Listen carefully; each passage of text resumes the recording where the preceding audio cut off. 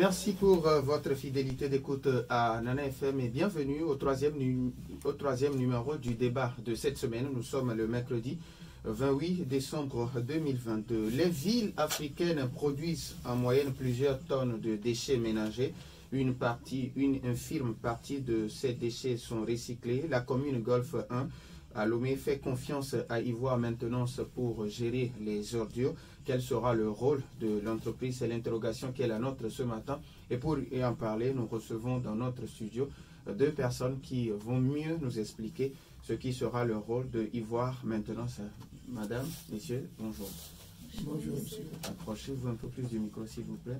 Ok, bonjour, monsieur. Bonjour, monsieur. Alors, avec Stan Teko à la mise en onde, je m'appelle Norbert Douadi, mais les auditeurs, vous aurez donc la possibilité d'intervenir dans ce débat sur nos deux numéros, 91 09 71 71 ou le 96 61 58 58.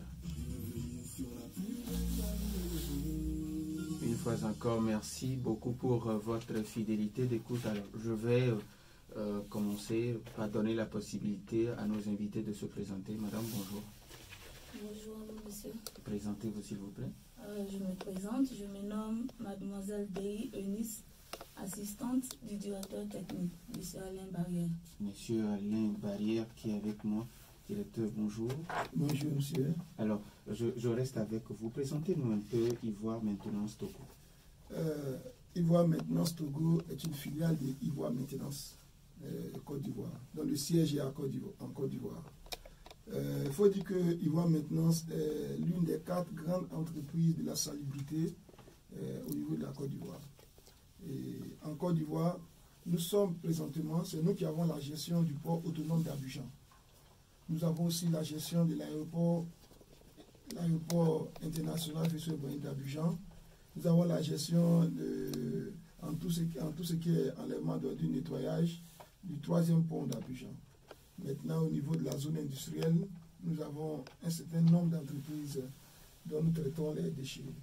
Présentement, la commune de Cocody nous a encore fait appel. Et donc, nos équipes sont à Cocody pour faire tout ce qui est enlèvement d'ordures, curage et tous travaux d'assainissement du barrage des voies. Donc, voici un peu Ivoire Maintenance. C'est plus de 10 ans de travail dans le domaine de la salubrité.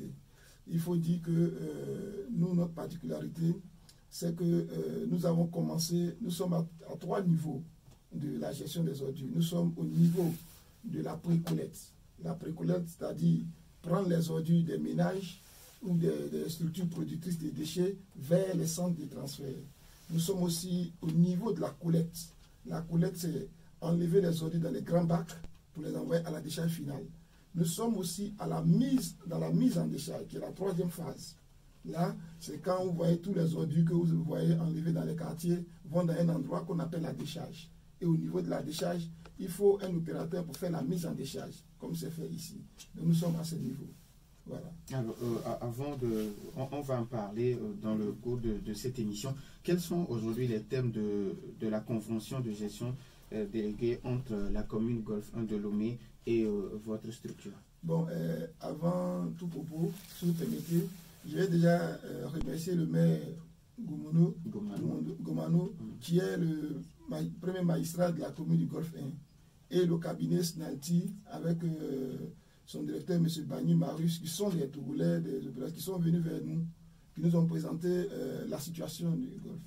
La mairie du Golfe est une mairie qui a quand même initié un plan de pré-collecte en subdivisant la commune en 6 zones, en affectant les opérateurs à chaque zone. Malheureusement, ce plan a eu des failles, et surtout à cause des capacités techniques des opérateurs, et sinon ils ont la bonne volonté. Donc nous intervenons ici pour avoir la gestion de tous les déchets de la commune du Golfe 1, en organisant la pré-collecte, en la professionnalisant et en mettant des mécanismes d'enlèvement pour éliminer tout ce qui est dépôt sauvage et permettre aux habitants de cette commune, aux producteurs de déchets, d'avoir les déchets enlevés dans le respect des délais et des fréquences. Voilà un peu toute une organisation qui se met en place. Alors, madame, comment est-ce que le travail sera organisé au niveau de la commune, avec la commune Golfe 1, et puis comment Ivoire Maintenance Togo compte procéder sur le terrain? Merci à vous, monsieur. Disons tout d'abord que Ivoire maintenant, c'est une société qui a fait ses preuves dans le domaine de la salubrité. Et pour cela, nous avons déjà divisé la commune du Golfe en zones. En 6 zones. Et ces 6 zones ont des sous-zones. C'est-à-dire que nous sommes dans la phase du recensement, de la précollecte. Pour ce faire, la formation a déjà été faite pour les agents. Et demain débutera bien sûr le recensement des habitants. Au sud de cela, il y aura maintenant la phase à proprement dite. Et cela, les équipes seront reparties sur des zones et des sous-zones, accompagnées d'un superviseur et d'un chef d'équipe. C'est comme cela que nous comptons faire notre travail. Alors, oui, je voulais ajouter pour dire que dans notre plan de travail, nous avons, comment dirais-je, la stratégie, il faut d'abord, sur le plan technique, nous avons installé, en plus de ce que madame a dit, nous avons installé ce qu'on appelle les plateformes de recueil des déchets. Il y a un certain nombre de plateformes qui sont en train d'être construites. Sur ces plateformes, il y aura des bacs. Vous voyez, vous connaissez les bacs qui réceptionnent les ordures. Donc il y a des bacs de 7 mètres cubes, des bacs de 20 mètres cubes, et il y a un ensemble de voiturettes qui vont chez les ménages ou chez les producteurs de déchets, qui enlèvent les ordures et les convergent vers les plateformes de 7 mètres cubes. Et les plateformes de 7 mètres cubes convergent les ordures vers les plateformes de 20 mètres cubes. C'est un schéma. Et vous avez aussi les camions tasseurs que vous connaissez bien, qui seront positionnés un peu à des endroits qu'on a identifiés et qui se comportent comme des bacs à ordures, vous voyez, qui permettent aux populations comme aux précollecteurs de se rendre vers ces endroits. Et nous avons compris un peu le souci des précollecteurs qui existent avec leurs engins. Donc nous sommes en train de construire là les plateformes qui permettent aux engins de monter sur ces plateformes et de baigner dans les bacs de 7 mètres cubes, afin de permettre à tous les précollecteurs d'être plus à l'aise. Voilà un peu un ensemble. Mais il faut ajouter que pour que nous atteignions nos objectifs, d'abord, nous avons fait un diagnostic de la situation, un diagnostic au niveau de la salubrité. Donc il faut faire déjà la mise à zéro. La mise à zéro consiste à enlever tous les déchets, les dépôts sauvages. En fait, les déchets qui sont versés pêle-mêle sont constitués de dépôts sauvages. Mais il faut éliminer ces dépôts sauvages et aménager ces espaces en installant des plateformes et maintenant faire converger les opérateurs ou les précollecteurs, ceux qui travaillent dans la filière déchets, vers ces espaces qui seront aménagés, que nous sommes en train de faire maintenant. Donc, comme mon assistante l'a dit, le 29, nous faisons le lancement officiel du recensement. Il s'agit d'identifier tous les producteurs de déchets, dans la commune du Golfe 1. Et à partir de ces producteurs de déchets, nous avons les statistiques, fait un travail qui tient compte des enlèvements des déchets et tout ça.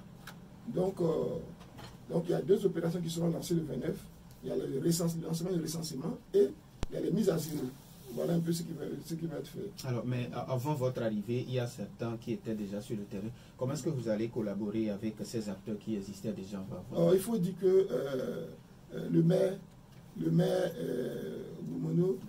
Gomano, il faut dire que il a pensé à ça. Quand il nous a abordé, il a dit son souhait et son souci, c'est que les opérateurs qui existaient ne soient pas délaissés. Il faut que ces opérateurs puissent au moins travailler, puisque c'est leur activité principale. Et nous aussi, étant spécialisés dans le domaine de la précollecte, nous avons vu encore, nous avons expérimenté un peu partout, nous avons compris qu'il ne faut pas laisser pour compte les précollecteurs. C'est pourquoi nous avons eu un travail en 3 temps. Le premier, c'est que la mairie nous a produit la liste des précollecteurs. Deuxième, nous les avons rencontrés au niveau de notre bureau à la mairie. Et troisième, nous sommes allés sur le terrain, identifier le travail qu'ils font, les difficultés qu'ils rencontrent, comment améliorer la stratégie de travail ensemble. Et maintenant, il y a un dernier point.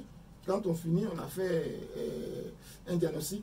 Donc, on a une rencontre avec les opérateurs qu'on va lancer bientôt, les précollecteurs, pour ensemble comprendre les problèmes de chacun, puisqu'on a déjà une idée, et définir une stratégie générale et voir quels sont les apports en renforcement des capacités que nous pouvons apporter. Et il faut aussi noter que dans notre travail, et c'est un point très important, Ivoire Maintenance vient au Togo avec un préfinancement à 100% de toutes ces activités.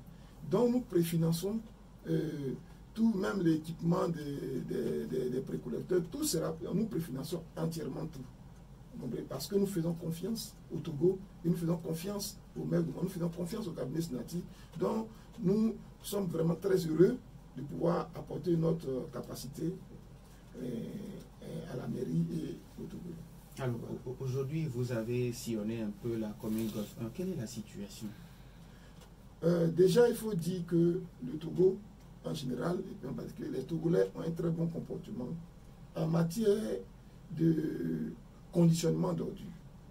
C'est vrai, nous, il y a des choses que nous avons vues ici que nous n'avons pas vues en Côte d'Ivoire dès le début. Ici, devant toutes les cours, il y a un panier. Ce panier de recueil des déchets. Déjà ça, c'est déjà le conditionnement. C'est que sans que les gens n'aient fait une politique, une campagne, il y a déjà...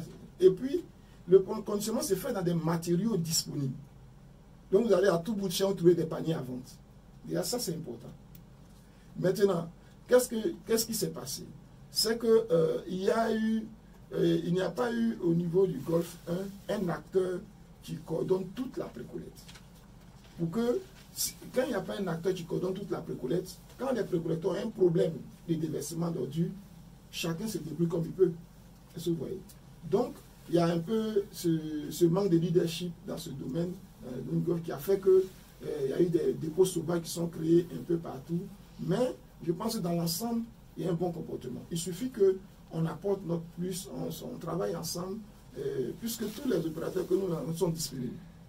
Donc et puis la mairie elle-même est très disponible. Elle est vraiment motivée, tout et tout. Donc je pense qu'avec l'apport des uns et des autres, on pourra y arriver. Alors, sinon, ça peut se faire. Vous avez parlé entre-temps de mise à zéro. De quoi s'agit-il et qu'est-ce qui sera fait concrètement? Après, on va donner maintenant la possibilité aux auditeurs d'intervenir. Ok, la mise à zéro, c'est dans le jargon de la salubrité, quand un site qui ne devait pas abriter des ordures devient un site qui réceptionne de nombreuses ordures, on l'appelle un dépôt sauvage. Dans le dépôt sauvage, il faut faire une mise à zéro, c'est-à-dire enlever tous les déchets qui étaient sur ce site, le mettre pour qu'ils deviennent comme avant. Mais nous, on va plus loin. Quand on fait l'enlèvement, parce que quand vous enlevez les déchets, il y a ce qu'on appelle la récolonisation. Parce que si rien n'est fait sur cet espace et qu'il n'y a pas une solution pour le déversement des précollecteurs, l'endroit se récolonise. C'est-à-dire que les gens reviennent encore. Donc, nous, quand on fait la mise à zéro, on enlève tous les déchets sur l'espace, on aménage, on remblaye et on crée des plateformes sur ce. Maintenant, le reste de l'espace, si nous occupons un cinquième de l'espace, la mairie a des projets pour occuper aussi l'espace afin de permettre aux jeunes de la commune de pouvoir faire des activités sur cet espace. Donc, voilà, la plus grande question et la plus grande préoccupation, c'est de permettre aux acteurs de précolaire des OCH d'avoir un lieu de déversement ou des lieux de déversement. Voilà, donc c'est un peu ce que nous faisons. 91 09 71 71 ou le 96 61 58 58. Nos auditeurs maintenant la possibilité sur nos deux numéros, mais après la pause. Fimo 228. Retour dans les studios de Nana FM 91 09 71 71 ou le 96 61 58 58. Nous avons un premier auditeur en ligne, Nana FM. Allô? Oui, allô. Pélé, bonjour. Bonjour. Comment allez-vous? Très bien. Oui, allez-y, on vous écoute. Je salue les deux invités et je pense que cette initiative-là est saluée. Et je la félicite beaucoup. Et surtout, je félicite le GOP 1, GOP 2, GOP 4, etc. Parce qu'avec la direction de locale, on a de bonnes choses. Mais la première question, donc, c'est que nos sociétés au Togo, c'est ça. Pourquoi? Je dis, bien, Est-ce que ça va seulement au golf 1? Bien, vous pouvez aller dans les autres communes. Ça peut aller pour nous aider à évoluer parce que le Togo est en retard dans la sous-région. Merci. Merci à vous aussi, M. Pelé. 91 09 71 71 ou le 96 61 58 58. Nos auditeurs peuvent continuer toujours pas nous appeler. Alors, Pelé, notre auditeur qui demande est-ce que votre contrat va s'arrêter seulement au niveau de la commune Golfe 1 ou si on vous fait appel dans d'autres communes, vous allez intervenir? Bon, il faut dire que nous avons une convention avec la mairie du Golfe 1 et avec le canal du cabinet Snati. Maintenant, ce que nous disons présentement, c'est avec le Golfe 1. Et nous voulons plus nous concentrer sur le Golfe 1. Parce que nous avons pris vraiment le temps avec le Golfe 1 qui sont venus, ils nous ont invités au Togo et nous sommes repartis en Côte d'Ivoire, vérifier tout ce qu'il faut. Nous sommes revenus donc. Nous voulons déjà travailler sur le Golfe 1. Et à partir du Golfe 1, le Golfe 1 même, ce que vous devez comprendre aussi dans la convention. Et il y a un transfert de compétences qu'on apporte aux précollecteurs, aux entreprises qui sont au Golfe 1. Et puis, après la période de durée du contrat, tous les équipements appartiennent au Golfe 1. Vous comprenez? Donc, c'est un contrat où nous nous concentrons sur le Golfe 1, nous renforçons toutes les capacités du Golfe 1. Maintenant, nous sommes ouverts, mais nous disons que nos premiers partenaires sont le Golfe 1 et le cabinet Snati. Donc, nous devons travailler d'abord. Nous devons prendre le temps de mettre en place notre stratégie opérationnelle et puis le reste, on verra avec toujours le maire du Golfe 1 et le cabinet Snati. Voilà. Donc on ne va pas se disperser. D'accord. 91 09 71 71 ou le 96 61 58 58. Nos auditeurs ont toujours la possibilité sur nos deux numéros. Alors comment est-ce que vous allez gérer les ordures ramassées sur les dépotoirs sauvages et au-delà lors des pré-collectes? Et puis qu'est-ce que ces déchets vont devenir? Bon, nous, au niveau de la convention, il faut dire qu'au niveau de l'OMI même, il y a des centres de transfert qui existent. Ce sont des espaces que le district même en a la charge, qui réceptionnent les déchets. Donc quand nous enlevons les déchets dans les dépôts sauvages et même dans l'enlèvement quotidien, nous les transférons vers ces centres de transfert. Et de ces centres de transfert, il y a des opérateurs qui les transfèrent vers la décharge finale. On voit un peu. Donc nous faisons le transfert vers les centres de transfert. Voilà. Le transport des déchets, l'enlèvement vers les centres de transfert. Voilà un peu le cadre dans lequel notre convention s'inscrit. Madame parlait entre-temps de recensement qui commence demain, le 29 décembre. Qu'est-ce qui sera fait au cours de ce recensement, madame? Au cours de ce recensement, il y aura d'abord la prise de contact avec les populations. C'est-à-dire que d'abord, nous devons connaître notre population, la population du Golfe 1, et savoir aussi quelles sont les inquiétudes de la population du Golfe 1. Vous allez par exemple vers quelqu'un qui a déjà un précollecteur, vous allez lui expliquer d'abord qu'est-ce que l'initiative, c'est en quoi. Donc d'abord notre but principal, c'est de faire du porte-à-porte et de parler plus avec notre population afin d'assimiler et de voir les différents défauts qui ont été faits, qui ont failli aux autres entreprises et améliorer plus le système. C'est dans ce but-là que le recensement de la population nous sera bénéfique et pour l'IVA maintenance et pour la direction du Golfe 1. Alors moi je suis dans le Golfe 1 et malheureusement plusieurs personnes ou bien plusieurs ménages ont l'habitude d'aller eux-mêmes déverser leurs ordures sur les dépotoirs. Vous ne pensez pas que le travail sera un peu difficile pour vous? Avant de répondre à ça, nous avons un auditeur. Nana Femalo? Oui, allô, bonjour. Mas Dadido Gomé, bonjour. Bonjour à vos deux invités. Bonjour. Je voudrais savoir, la collecte des ordures, c'est pour aboutir à quoi? Et deuxièmement, les précollecteurs, ceux qui étaient là avant, ils sont gérés par cette société ou bien ils sont en partenariat, je voudrais dire par là. Est-ce que ces précollecteurs, en venant et déposer les ordures doivent payer quelque chose avant de le faire. Merci, bonne journée. Merci et bonne journée à vous aussi. Alors, vous répondez à ma question et on revient aux deux questions de notre auditeur. Ok, allez-y. Alors, je vous demandais, moi je suis dans le Golfe 1, plusieurs ont l'habitude d'aller jeter eux-mêmes leurs ordures. Est-ce que vous ne voyez pas que le travail vous serait un peu difficile?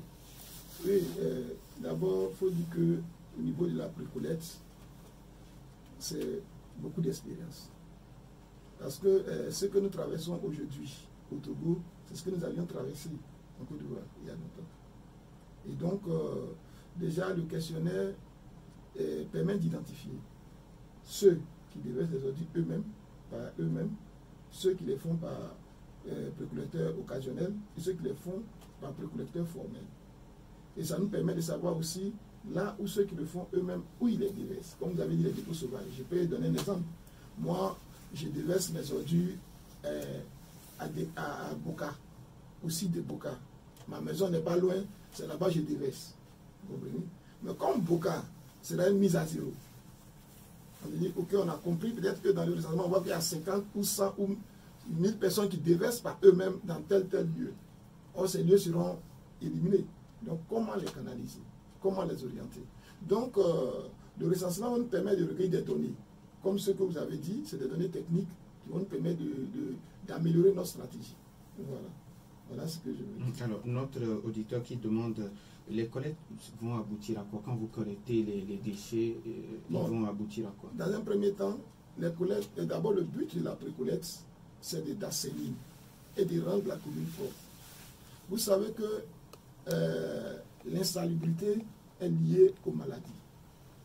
Donc la commune du Golfe veut se positionner comme la première commune en matière de salubrité, où toute activité de salubrité est menée même par les populations.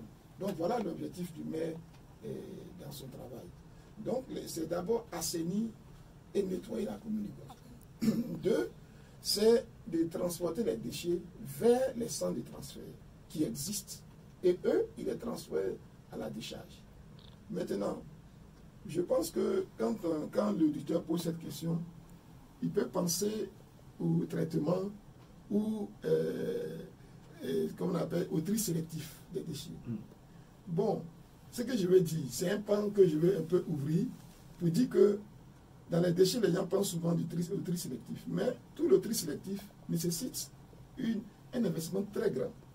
Parce que le tri sélectif se fait pas, c'est fait déjà à la base. Ça veut dire que devant votre porte, vous devez avoir au moins 3 ou 4 paniers.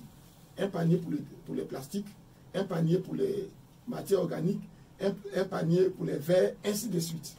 Ça, c'est un. Maintenant, les équipements qui font l'enlèvement des déchets doivent aussi des équipements sélectifs. Il y a un enlèvement pour le plastique, ainsi de suite. Vous voyez? Maintenant, à la décharge, il y a aussi un traitement sélectif. Donc, c'est toute une organisation qui est chose. Nous, on prend les déchets, on les envoie au centre de transfert, et le centre de transfert, pour les personnes compétentes là-bas, les prennent et les envoient à la décharge finale, et c'est comme ça. Donc, voilà ce que nous faisons. Alors, pour sa deuxième question, il demande les précollecteurs qui existaient avant vous. Est-ce que c'est vous qui allez les gérer ou bien c'est un partenariat ou quand ils viennent déverser leurs ordures, ils paient non, il y a une convention entre eux et nous. Ces conventions qui vont être signées sont, on appelle du sceau de la confidentialité. Donc, nous ne pouvons pas, si nous on parler de comment ils sont rémunérés, tout ça. Ça, c'est une convention entre les précollecteurs et nous. Voilà. Nous allons bientôt avoir ces séminaires de formation entre nous où tout va être défini, tout et tout. Mais nous avons compris déjà toutes les préoccupations des précollecteurs. Nous avons compris les chiffres d'affaires qui ont été annoncés, qu'ils se faisaient, tout ça. Donc, nous allons, c'est dans une entente, une négociation qu'on va définir tout, mais c'est dans le cadre d'une confidentialité contractuelle. Voilà. Aujourd'hui, la grande question qui se pose, c'est combien est-ce que les ménages vont payer quand vous venez prendre ou bien vous venez collecter les déchets, combien ces ménages vont payer? Non, vous savez, même sans même que nous ne puissions intervenir, les prix sont différents sur le terrain. Dans le diagnostic que nous faisons, il y en a qui payent 500, il y en a qui payent 1000 francs, il y en a qui payent 2 000, il y en a qui payent 5 000, il y en a qui payent même 200 000. Il y a tout ça. Donc, je pense que c'est avec la mairie du Golfe et après échange avec nos partenaires qui sont les précurseurs, tout et tout, nous avons défini. Nous avons reçu des données et le recensement nous permet encore de renforcer les informations qu'on a. Et puis on va définir une stratégie tarifaire en fonction des données que nous avons sur le terrain. Alors quels sont les critères qui vont vous permettre de définir que tel ménage paie 2 000, tel paie 5 000 et tel paie 1 000 francs, tel paie 5 000? Déjà, je vais vous donner un exemple. En matière de producteurs et déchets, vous prenez des ménages simples. Vous, par exemple, votre maison. Et votre maison, vous pouvez évacuer vos déchets une fois dans la semaine ou 2 fois dans la semaine. Donc vous avez une fréquence moyenne de 1 fois ou de 2 fois. C'est ça. Vous prenez un bar, restaurant, qui a besoin que ces déchets soient enlevés tous les jours, 7 jours ou 6 jours dans la semaine. Vous comprenez que la fréquence déjà fait que va créer une certaine différence. Il y a des fréquences d'enlèvement qui sont plus élevées que d'autres. Parce que l'activité du producteur de déchets exige que les déchets ne dorment pas sur le site. Donc il y a beaucoup d'éléments qui vont nous permettre de... Je prends, vous êtes dans une maison, vous avez une porte. Et peut-être vous avez une porte et l'autre, ils ont un immeuble. Vous comprenez que vous n'avez pas la même capacité de production de déchets. Donc il y a tous ces paramètres-là qu'on va analyser. Et on analyse toujours avec notre partenaire premier qui est la mairie, et puis avec le conseil avisé des opérateurs qui existent sur le terrain. Et on va... En tout cas, ne vous inquiétez pas. Alors, ce qui veut dire que vous allez appliquer le concept pollueur-payeur. Mais c'est ce que même la mairie du Golfe a appliqué, c'est ce qui s'applique partout. En fait, il faut que nos populations, vous voyez, quand nous passons, nous nous plaignons. Nous plaignons de voir les dépôts sauvages, la commune. Mais c'est chacun de nous qui devons aider les premiers magistrats de nos communes. Nous devons tous participer à la salubrité. Et nous sommes prêts même à accompagner les organisations dans les quartiers, comme qui font par exemple les balayages. On peut prendre une semaine du balayage, une semaine du nettoyage. En termes de matériel, on peut leur donner. Nous, on est prêts à accompagner les initiatives qui rentrent dans le cadre de la propriété, d'amélioration du niveau de vie de la commune. Voilà un peu. Donc, tout le monde doit participer. Aujourd'hui, est-ce qu'on parle seulement des déchets solides ou on parle également des déchets liquides? Bon, purement, nous avons la compétence dans la gestion des déchets solides, ménagers, des déchets liquides, des déchets médicaux et des déchets spécialisés. Nous, au niveau de la Côte d'Ivoire, nous traitons tous ces types de déchets. Parce que nous avons l'agrément et nous traitons. Mais ici, le cas de notre convention, c'est les déchets solides ménagers. Donc, c'est l'évolution du travail. Si la mairie, qui est notre premier partenaire, estime qu'il y a un besoin dans ce domaine, nous sommes prêts à intervenir. Voilà. Alors, quelle amélioration verrons-nous en termes de salubrité de propriété dans la commune Golfe 1? Bon, déjà, au niveau de la commune de Golfe 1, il faut dire que déjà tous les dépôts que vous voyez un peu partout seront éliminés. Des deux, nous allons, les équipements que nous déployons, vous voyez que des fois, aux abords des routes, il y a des déchets qui sont déversés par les mails. Mais les équipements que nous avons, comme des bennes pruneuses, tout et tout, permettront d'enlever, de racler tout. Donc, tout ce qui est constitution ou début de dépôt sauvage vont être éliminés. Et les fréquences de ramassage chez les producteurs de déchets seront élevées. Donc, on sera présent. Et on aura même un numéro vert qui permettront aux gens de nous contacter en tout moment. Et il faut dire que la mairie du Golfe, encore au travers de cette convention, se dote d'un tractopelle, d'une machine qui est là de façon permanente. Vous pouvez même intervenir partout sur le territoire du Golfe, là où le besoin se fait. Donc, voilà un peu. C'est ce que... 91 09 71 71 ou le 96 61 58 58, on peut prendre encore 2 auditeurs. Alors, que peuvent espérer les populations à partir de ce moment? Les populations doivent espérer et se dire qu'aujourd'hui, avec l'appui d'Ivoire Maintenance conjugué à ceux de la mairie et des précollecteurs et d'elles-mêmes des populations, nous luttons pour avoir la commune la plus propre. La commune la plus propre. Donc faire de la commune du Golfe 1 une référence. Ça, c'est l'objectif du maire Ngomanou. Faire de la commune du Golfe 1 la commune la plus propre en matière de salubrité. Ça, c'est une question à laquelle nous, on s'attelle. Vous voyez que la tâche est difficile, mais elle n'est pas impossible. Nous avons l'appui de tout le conseil municipal avec le maire Espoir, Espoir, en tout cas tout le cabinet sénatique qui nous bouscule tout. On travaille en forme permanente. Avec la rigueur qui est là, je pense qu'on va y arriver. Alors, on sait qu'il y a des brebis galeuses où on interdit de ne pas jeter les ordures un peu partout, mais il y en aura des gens qui vont le faire. Alors, quels sont les mécanismes que vous allez mettre en place pour tracter ces genres de mauvais comportements? Bon, il faut quand même deux choses. Dans un premier temps, ce qu'on appelle, ce que nous sommes en train de faire, il y a la sensibilisation. Mais quand la sensibilisation arrive à un certain niveau, il faut aussi la répression et la rigueur. Vous savez, si nous, on est arrivé à un certain moment, je vous donne une anecdote, si vous permettez. Oui. Et quand nous étions au niveau de Yopougon, vous connaissez tous la rue Princesse. Tout le monde a entendu parler de la rue Princesse de Yopougon.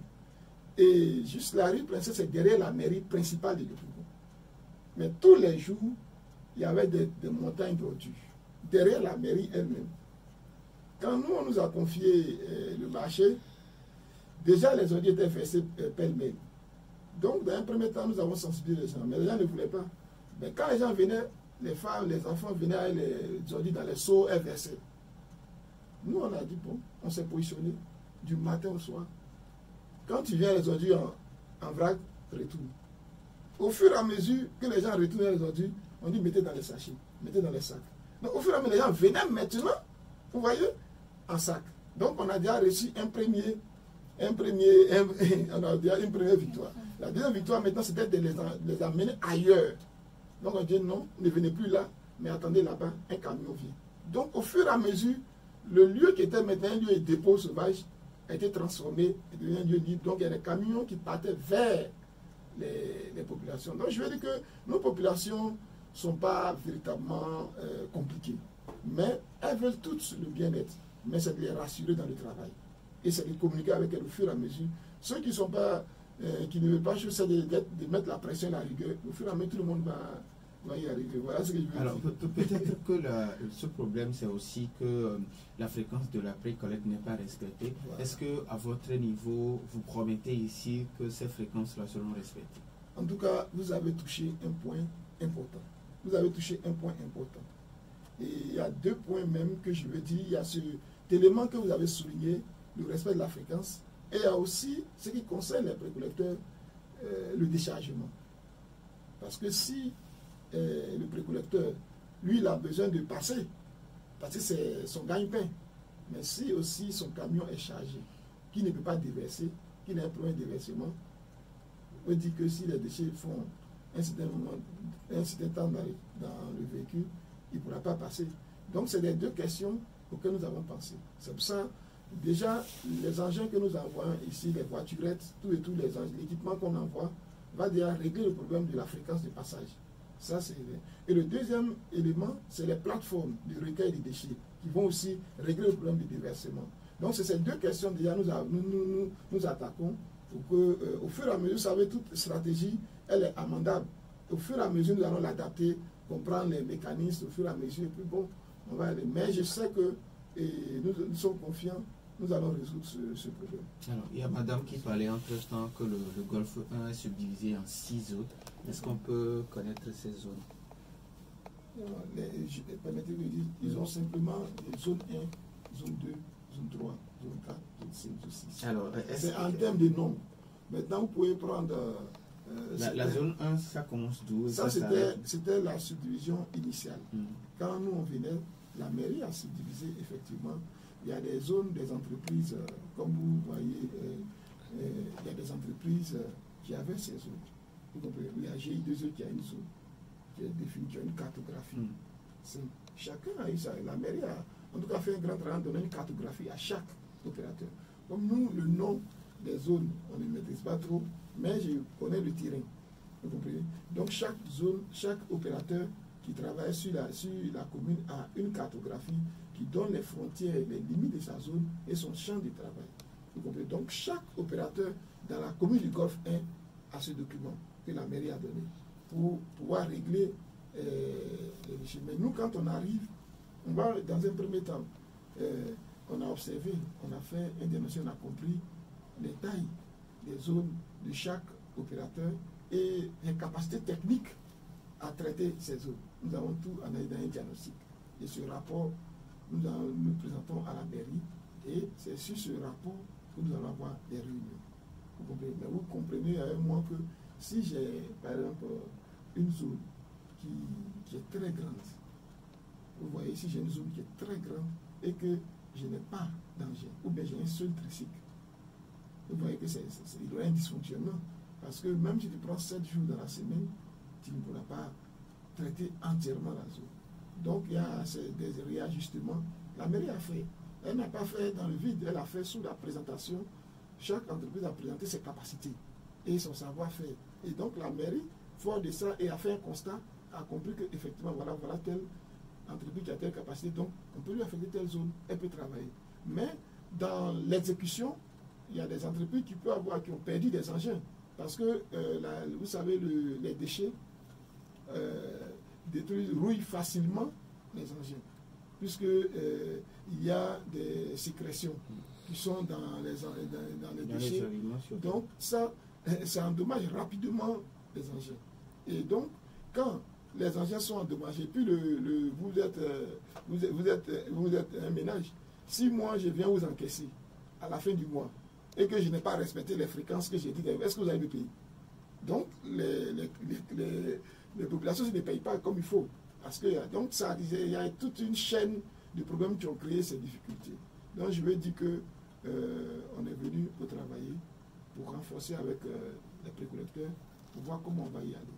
Donc, je vais terminer là pour dire, sur ce point, pour dire que les zones sont là, on a identifié les zones, on a compris, et on va voir comment intégrer ça dans notre stratégie. Alors, madame, après le recensement qui démarre effectivement demain, 29 décembre, quelle sera la suite? Est-ce que les précollectes vont commencer tout de suite ou bien il y aura d'autres procédures encore? D'abord, disons qu'après le recensement, effectivement, la précollecte va commencer et nous allons commencer par les mises à zéro.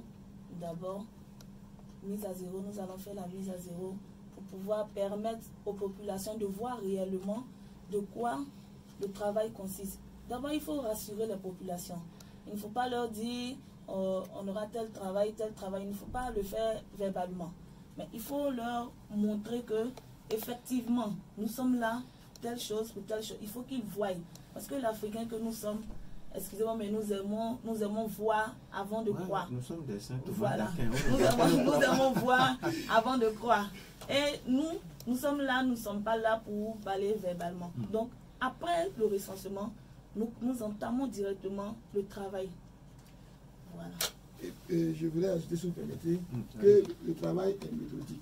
C'est-à-dire, déjà, que ce soit les précollecteurs formels ou informels, les gens déversaient sur des dépôts sauvages, n'est-ce pas? Donc, on traite un premier dépôt sauvage, on l'aménage. On installe une plateforme et on fait converger les utilisateurs de ces espaces vers ces dépôts et ces espaces aménagés pour déverser. Pendant ce temps, on traite la deuxième. Au fur et à mesure, pour ne pas que, entre-temps, tous les espaces et que les constructions des plateformes mettent du temps, les gens recolonisent ces espaces. Donc, on va pallier, on voit un peu, pour que, au fur et à mesure, on boucle.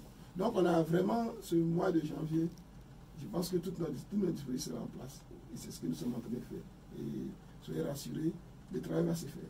Il nous reste pratiquement 1 minute 30 secondes. Okay. Sûrement si vous avez un message à l'endroit de la population, mais je vais commencer par Madame Enis. Pardon. Oui, allez-y, Madame. D'abord, nous remercions la population. Et ce que nous attendons, c'est que notre population soit ouverte pour un continent plus propre, pour un pays plus propre, plus développé. Et que notre population que nous tous nous soyons soudés afin de rendre la commune du Golfe 1 la plus propre de Lomé. Merci à vous. Alors, avant de vous laisser, alors, et si les populations ont des informations, où se trouve le siège de Ivoire Maintenance Togo? Pour l'instant, le siège d'Ivoire Maintenance est à Tiégou, dans la mairie de Baie-Adidomé. Voilà, au grand contournement. Non, ça c'est sur le petit contournement en allant vers le grand contournement. En allant, il y a l'école Savoie qui est là. C'est là que nous sommes pour l'instant. D'accord. Oui, monsieur le directeur. Bon, déjà, nous voulons remercier le maire, M. Gomono, qui vraiment, et le cabinet Snati avec M. Bani, qui ont vraiment eu l'idée de permettre à la commune du Golfe d'aller à un niveau. Vous savez, même quand on préfinance, il faut dire que c'est la mairie qui va payer après. Donc, elle a décidé d'investir dans la salubrité.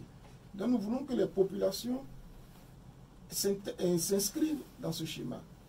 Nous avons les agents recenseurs qui vont arriver. Il faut leur réserver un bel accueil. Nous avons les opérations de mise à zéro, les constructions de plateformes. Il faut que la population nous accompagne. Pour qu'ensemble, nous relevons le défi de la salubrité au niveau du Golfe 1. Et qu'on dise, quand on parle du Golfe 1, on dit, ah, ceux-là, c'est un autre schéma. Et tout est propre là-bas. Donc voilà ce qu'on vous dit. Nous disons merci à M.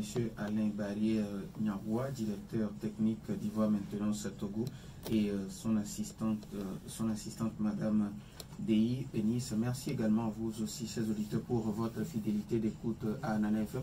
Merci à Stan Teko pour la mise en onde. Merci également à Maïmouna Hassan derrière la caméra. Je suis Norbert Douadi. Bonne suite de nos programmes.